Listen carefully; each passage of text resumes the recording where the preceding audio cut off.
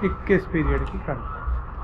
तो अब हमारे पास ये मार्केट है, यहाँ पर खड़ी हुई है आपके सामने, और मार्केट में ये एक RSI है। RSI का लेवल इस समय 55 आ रखा है। RSI ने जो अपना सारे के सारे सपोर्ट जो हैं वो तोड़ चुकी है। नीचे की तरफ एक बारी आई है जो कि इसकी वैल्यू थी 48। अब यहाँ से वापस जा रही है कि नहीं जा रही है, ये हमें देखना है। हालांकि 48 पे जो कि ये कहा जाता है कि भाई जब भी RSI नीचे आए तो खरीदें। आइए देखते हैं कि क्या करता है ये। एक candle up, 2 candle up, 3 candle up, ये तो भाग गया, यानी कि ये तो सही है। और देखते हैं, अब फिर नीचे आई मार्केट और यहाँ पर इसकी जो रीडिंग है वो 60 के आसपास है।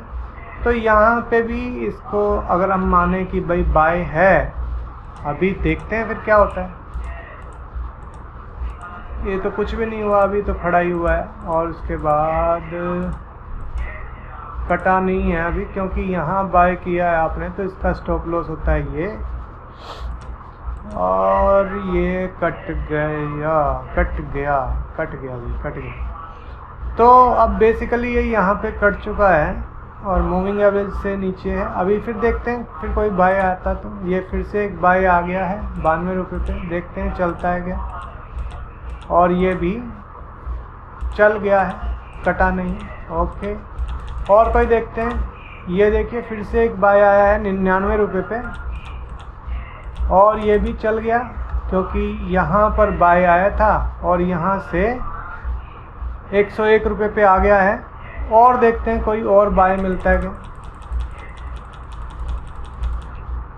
ये वाला बाय हमें मिल रहा है, इसका लेवल है RSI का 62। तो 62 के आसपास पे बाय करेंगे तो चल ही गया। अब क्या करेंगे, अब तो दिख गया सामने। फिर और कोई देखते हैं, ठीक है जी। यहाँ RSI पे ध्यान दे रहे हैं हम कि RSI का जो लेवल है इसको थोड़ा सा ना वो कर लेते हैं एडिट, ताकि हमें दिख जाए। एडिट फॉर्मूला, अरे कहाँ गया, ओहो अच्छा यहीं से होगा, ओके। पैरामीटर्स, और यहाँ स्टाइल, थिक, डैश, और नीचे जाते हैं ऑन स्केल, नॉट हिडन, और कुछ खास इसमें है नहीं। पीरियड हो गया, कलर हो गया, स्टाइल हो गई, axis and grid, show that, good, show middle line, show upper line, show value. हाँ अब दिख जाएगा ना, लेवल्स 30 एंड 70 के हैं, ओके। तो ये हमने RSI को अब देख लिया कि यहाँ पे हमें लाइन दिख जाए। चलिए आगे चलते हैं। ये तो बहुत बड़ा बाय हो गया, यहाँ से इसको नहीं लेंगे। और कोई ये देखिए, ये एक बेहतरीन बाय 55 के आसपास RSI आया है, और यहाँ पर हम इसको बाय ले रहे। अब समझिए कि हम इसमें बाय ही क्यों ले रहे, सेल क्यों नहीं ले रहे। भाई ऊपर भी तो जब ओवरबॉट आता है तो हम कहते हैं ना कि सेल आ गया जी, सेल आ गया, तो सेल कर सकते हैं। नहीं, ये मूविंग एवरेज जो है ना ऊपर की तरफ को चल रही है, और जब तक ये मूविंग एवरेज ऊपर की तरफ को चल रही है तब तक तो हमने कुछ इसमें करना नहीं है, इसमें सेल का सौदा नहीं लेना है। तो देखते हैं, बहुत सिंपल सा है, और ये भी चल गया। और कोई देखते हैं, ये फिर से एक बाय आया है और मूविंग एवरेज के आसपास है, इसको देखते हैं चलता है कि नहीं चलता है। ये भी चल गया। और देखिए इसमें कोई ज़्यादा 3-5 नहीं है, इसमें बेसिकली क्या है, मार्केट में कब का मोमेंटम होगा उस समय 2007 के आसपास। देखें अभी कितनी तारीख चल रही है इसमें तारीख आ जा भाई, हाँ 31/7/2007। तो एक 2007 के से 2008 के बीच में एक अच्छा मोमेंटम था, सारी मार्केट भागी जा रही थी। तो यानी कि एक अप मोमेंटम जो कि भागता हुआ मोमेंटम है, उसके लिए हमने मूविंग एवरेज भी लगा रखी है ऊपर की। तो थोड़ा सा और आगे 2008 में भी देखेंगे कि क्या हमारे को इसमें, क्योंकि 2008 में क्रैश भी हुआ था मार्केट में। और अब इसमें देखेंगे कि शॉर्ट कोई आ रहा है कि देखिए ये तो बहुत नीचे ही आ गया, इसको तो नहीं कर रहे हम शॉर्ट, और ये लाइन के ऊपर चला गया, वैसे भी 47 पे है तो शॉर्ट नहीं करेंगे। और देखते हैं, हाँ यहाँ पर कोई मूविंग एवरेज के आसपास बाई आता है तो देखते हैं। ये वाला देखिए जो हमने अब तक जो चार्ट में लिए थे तो उसमें तो बाय आता जा रहा था और हमारा पास भी होता जा रहा था। बस इसमें अंतर क्या है कि पहले तो मूविंग एवरेज पे स्ट्रेट मार्केट ऊपर भागे जा रही थी, मूविंग एवरेज को काट नहीं रही थी, पर इस बारी मूविंग एवरेज को उसने काट भी दिया है और उसके बाद इस बारी ऊपर आई है। तो देखते हैं क्या करता है। और ये चला नहीं, कट गया। तो यानी कि जब मूविंग एवरेज को काटने के बाद ऊपर जाए तो हमने देखा कि तो फिर ये कम चांसेस हैं इसके चलने के। फिर अभी और देखते हैं, चलिए। अब ये मूविंग एवरेज के आसपास आया है, जिसमें कि वही वाला इशू आया है कि पहले अप थी, इस बारी सेल है। वैसे तो ये 48 के आसपास है, जब हम 48 के आसपास बाय ले लेते हैं तो सेल क्यों नहीं ले सकते, तो सेल भी ले सकते हैं। देखते हैं क्या कहता है, चलता है कि नहीं चलता। और ये चल गया, यानी कि गुड। और कोई देखते हैं, ये तो मूविंग एवरेज के ऊपर आ गया है, इतना ऊपर नहीं आना चाहिए था। ये इसमें जो कैंडल्स हैं ये लगभग इसको भी टच कर ही रही हैं। 50% के आसपास है RSI, इसको शॉर्ट कर देते हैं, हमारे कौन सा पैसे लग रहे हैं। ये कट गया। तो हमने देखा कि RSI में लगभग 70% के आसपास का स्ट्राइक रेट है। अगर हम सिंपल एक RSI 14-15% की, 14 नंबर की डाल देते हैं या 15 पीरियड की डाल देते हैं, और मूविंग एवरेज जो है 20 पीरियड की रखते हैं, और जिधर का मूविंग एवरेज का मुंह है यानी कि मूविंग एवरेज का ढलाव है उधर रखते हैं, तो अच्छा खासा सा रिजल्ट आ जाता है। और आगे देखते हैं कोई पास होता है कि नहीं होता। ये तो नहीं हुआ है। ये अब मूविंग एवरेज को आजू बाजू काट रही है। जब तक आजू बाजू काटेगी तब तक तो ना कोई बाय है ना कोई सेल है।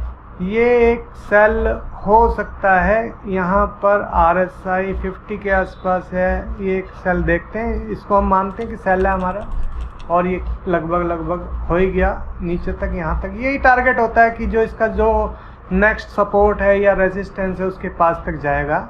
उससे ज़्यादा अगर लालच करोगे तो जो आया है वो भी नहीं आएगा।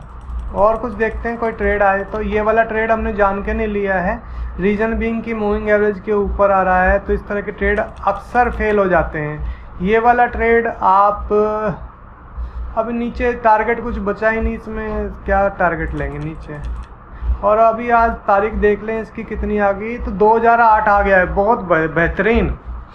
क्यों आप देखिए कि जनवरी 2008 में क्रैश हुआ था और इसने हमारे को लॉस नहीं कराया, कमाल हो गया। चलिए कोई नहीं, और आगे देखते हैं।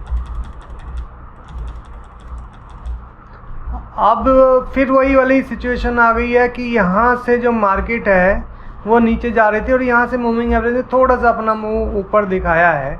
हालांकि ये जो लेवल है 49 का लेवल है, यहाँ से हम लोग बाय ले लेते हैं RSI में, पर यहाँ पर ओवरऑल तो ट्रेंड नीचे का ही है, यहाँ से बाय नहीं बनेगा। कुछ टारगेट भी नहीं था यहाँ से, ठीक है ना। तो जब तक इस तरह की कंफर्म, देखिए ये बेहतरीन ट्रेड था, ये बहुत बेहतरीन ट्रेड था, मूविंग एवरेज के आसपास था, पुरानी सपोर्ट भी है यहीं, तो यहाँ से बहुत बढ़िया बाय था, ये इसका टारगेट था ऊपर और ये पहुँच गया। और आगे देखते हैं। अब ये मूविंग एवरेज को बारी बारी काटे जा रहा है। अब इस तरह के शेयरों में हाथ लगाने का नहीं है, नहीं तो आपके ट्रेड जो है ये काटता चला जाएगा। इस तरह के ट्रेड आपको स्टॉप लॉस कटवाता जाएगा। ये एक शॉर्ट यहाँ पर जो है इसकी बहन का 40 के आसपास शॉर्ट दे रहा है। और देखिए RSI में जो 40 का लेवल है, अब ये 40 और 50 और 60 क्या है, यहाँ ये जो RSI है ना, ये 100 से लेके नीचे 0 तक चलती है। तो ऊपर ऐसा बोला जाता है कि 70 के आसपास जो है या 70 से ऊपर ओवरबॉट हो जाता है और नीचे 30 से नीचे जो है या 20 से नीचे ओवरसोल्ड हो जाता है। परंतु ऐसा नहीं है, मान लीजिए अब मार्केट बुल है और आप उसको बेचे जा रहे हैं तो वो ऊपर ओवरबोट रहते रहते भी मार्केट ऊपर भगती चली जाएगी। इसीलिए हमने मूविंग एवरेज लगाया है। इसमें मूविंग एवरेज लगाने से ये बेनिफिट हो गया कि अब हम मार्केट की दिशा में काम कर रहे हैं तो हमें ज़्यादा रिस्क है नहीं। अब इस ट्रेड को लेने का कोई बेनिफिट है नहीं, बेशक चल जाए। और वैसे भी हमें पता है 2008 के बाद मार्केट गिरी थी, चले वैसे तो उसको तो छोड़ देते हैं, हम यहाँ देखते हैं। तो यहाँ से मार्केट बेशक चल जाए पर यहीं पर इसकी एक सपोर्ट है, यहाँ से सपोर्ट लेके वापस भाग आएगा, बेकार में इतना लंबा चौड़ा स्टॉप लॉस काट देगा। तो जो छोटे स्टॉप लॉस हैं उनसे बचें। देखिए क्या दिया इसने, फिर यहीं आया, नीचे आ गया, फिर वापस ऊपर आ गया। और इसको देखते हैं कोई बेहतरीन सा ट्रेड आए तो ये फटाफट से इस तरह से अब आप कहेंगे साहब ये इतना नीचे गिर गया, आपका कोई ट्रेड ही नहीं आया। अब नहीं आया तो भाई क्या करें। अब ये देखिए ये एक ट्रेड आया है जिसमें कि मूविंग एवरेज के पास है, यहाँ सपोर्ट्स भी हैं, गिरेगा तो गिर जाएगा, नहीं गिरेगा तो कोई बात नहीं। 32 का रेट है। रेट पे मत जाइए कि भाई 80 पे बेचा नहीं 32 पे बेच रहे हैं, घर थोड़ा लेके जाना है। टारगेट अपना यही है, देखो आता है कि नहीं आता है। नहीं आता है तो जैसे ही मार्केट में एक बुल, क्योंकि 32 और 30 के आसपास यहाँ पर है मूविंग, ये जो RSI है यहाँ पर, ये देखें अगर हम इसमें एक लकीर खींच देते हैं, ये देखें तो ये एक सपोर्ट लेके आ रही है यहाँ पे। क्योंकि इस पे क्यों दिक्कत लग रही है मेरे को कि क्यों ये भाग सकता है, इसके पीछे कई सारे कारण हैं, मैं आपको समझाता हूँ। ये देखिए, एक तो ये अपना लो काट के ऊपर जा रहा है, इसको कहते हैं एक्सपेंडिंग रेंज, तो ये भी एक रिस्की मैटर हो जाता है। दूसरा यहाँ पे RSI का डाइवर्जन आ रहा है। डाइवर्जन मैं बता दूं कैसे, जैसे कि प्राइस तो नीचे जा रहा है भाई और सॉरी RSI जो है वो ऊपर जा रहा है, इसको कहते हैं डाइवर्जन। यानी कि कहीं ना कहीं मार्केट यहाँ से जो है ना भाग सकती है, ठीक है। तो इसलिए इसको मैं यहीं पे बुक कर लूँ तो बेहतर है। आगे तो देखते हैं क्या होता है। ये देखो नीचे आ गया, हो सकता था कि नीचे आ जाता, तो ऐसा कुछ नहीं है। और ये देखिए 22, तो डाइवर्जेंस कहाँ पर काम करेंगे कहाँ नहीं करेंगे, अगेंस्ट द ट्रेंड में क्या नुकसान है, इसको इससे क्या है कि हम अपना ट्रेड बचा सकते हैं। अब कोई और शॉर्ट आएगा हमारे पास तो शॉर्ट ले लेंगे। अभी 36 का लेवल चल रहा है RSI पर, यहाँ कोई आएगा तो कर देंगे। क्यों कर देंगे? क्योंकि ये अपने एक रेसिस्टेंस के पास है, मूविंग एवरेज के आसपास है, यहीं पे शॉर्ट है, ये इसका स्टॉप लॉस है। लेट्स सी क्या होता है। टारगेट क्या है? टारगेट यही है। और ये अब जो है काफ़ी देर हो गई है और ये चलो अब तो बिल्कुल ही नज़दीक है, काटेगा काट देगा। और ये पास हो ही गया समझो। वैसे आप जो है ना इससे निकल लेना उचित रहेगा, इतनी देर नहीं चलता। मोमेंटम का खेल है, मोमेंटम अगर आपका बेहतरीन है तो वो फट से गिरा देगा उसको। इतनी देर रुक रहा है तो प्रॉब्लम है, ठीक है ना। वैसे कि यहाँ से जैसे हमें पिछली बार हिला के और फिर वापस नीचे चला गया था, तो हमने ये देखा इस पूरे एपिसोड का जो कंक्लूजन निकला वो ये निकला कि भाई RSI जो है अगर हम उसको मूविंग एवरेज के साथ मिला के मार्केट की दिशा में काम करते हैं तो उससे स्टॉप लॉस तो कटेंगे, पर एक अच्छा अनुभव रहा कि प्रॉफिट अच्छे आ रहे थे। लगभग 70% का स्ट्राइक रेट है हमारा। तो और कोई कमेंट्स हो तो आपको बताइएगा ज़रूर। इस तरह से चार्ट में करके देखने में बड़ा आनंद आता है। Thank you very much.